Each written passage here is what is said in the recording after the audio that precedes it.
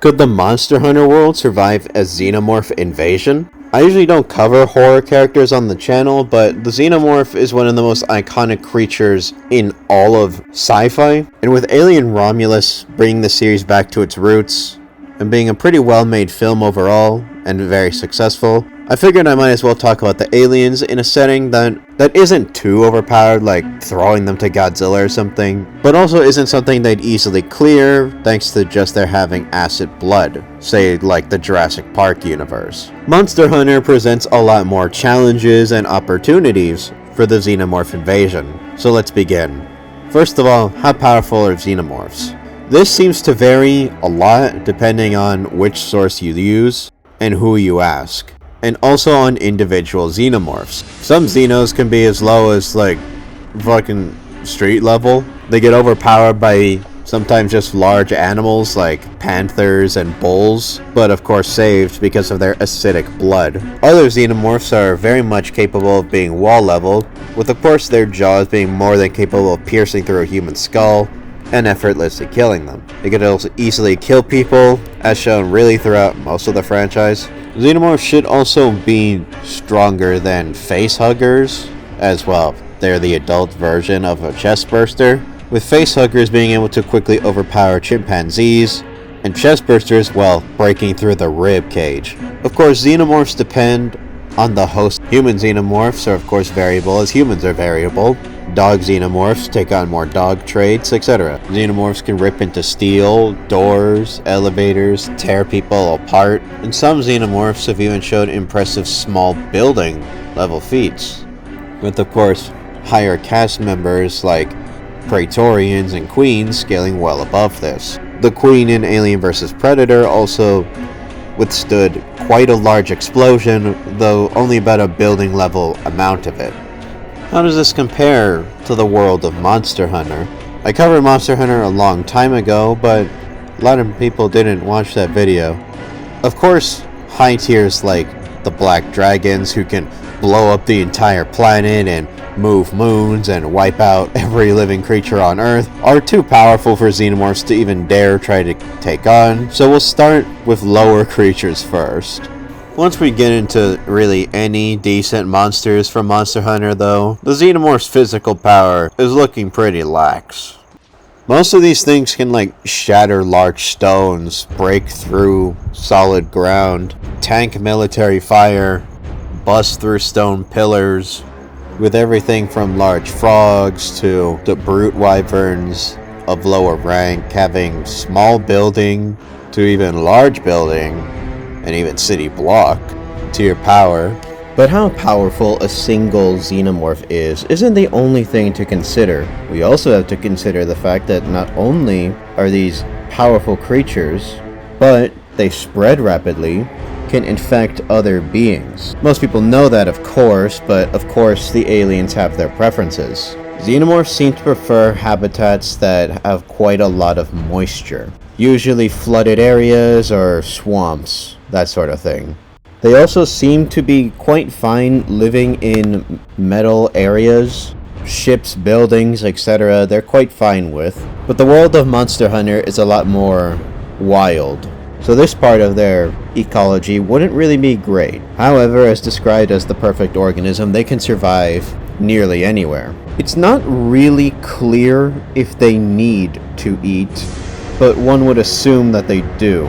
We see in Alien 3 that the dog alien very much does eat, and in AVP Requiem, we also see that the Xenomorph will eat, at least if it feels like it can get the chance. If we go with the carnivore interpretation, there's quite a lot for them to eat. Referring to their diet, there's lots of small endemic life forms like normal animals, mosswine, various small primates, mufo, seemingly any normal form of livestock like cattle, horses, sheep, fish arguably as well, since Xenomorphs are able to swim. I could also see them trying to take down larger animals like Aptonoth for example, but I feel like they would probably be overwhelmed by larger carnivores coming in to steal the kill. Some have also theorized that they actually feed on metal, which is why they have these strong internal jaws and acidic blood to help digest the metal. If they do need metal to survive, then they would basically starve to death in the world of Monster Hunter. Even if they could continue to infect hosts like humans and small animals, then they would struggle to adapt with no real food source. Some of the original drafts for the movie portray it as a scavenger that could feed on human supplies, so perhaps any organic material is game. Now, xenomorph life cycles are interesting. Everyone knows the basics: an egg, a facehugger, a chestburster, a xenomorph. But what they don't know is that the facehugger actually implants some of that weird black goo crap into the host, which develops into the chestburster. They don't just put an egg in there. So this means that they could, in theory, they could obtain new life from animals that are much more powerful than the base xenomorph or even facehugger itself. However, we do know that powerful energies run through the blood of many of the monsters in this verse. So we're probably not going to see anything like a Fatalis xenomorph hybrid or anything like that. Another reason you probably won't see a Godzilla xenomorph or anything. Now, of course, we know that xenomorphs can take traits from their hosts. Their acidic blood can help them deal with most enemies, which is a reason why it's not really fair to put them up against dinosaurs for the most part. However, the beasts of Monster Hunter have quite a higher acid tolerance. We can even see this in World's Ecology. Glavenus is a brute wyvern that usually uses its metallic blades in fights and to mark its territory. However, those that live in the Rotten Vale environment can become acidic Glavenus to adapt to the harsh conditions. As the name suggests, acidic Glavenus is, well, acidic. And the acid is powerful stuff for sure, but it doesn't necessarily one-shot all creatures. Even Deviljo's saliva is stated able to melt through the shelves of Apsaros, which are pretty powerful animals that can take blasts from even wyverns. So clearly, xenomorph acid might be of some use, but it won't be the smoking gun here exactly. Unlike in most ecosystems from their spread, such as ours, the xenomorph would actually be viable prey for a number of the carnivores in Monster Hunter. Especially noteworthy is the fact that they are very fire aversive.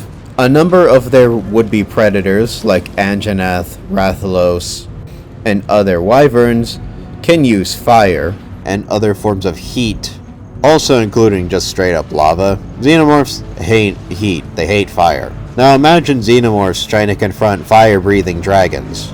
Probably not gonna go great for them. Even some of their would-be prey, like Bishaten, can also use explosives and fire.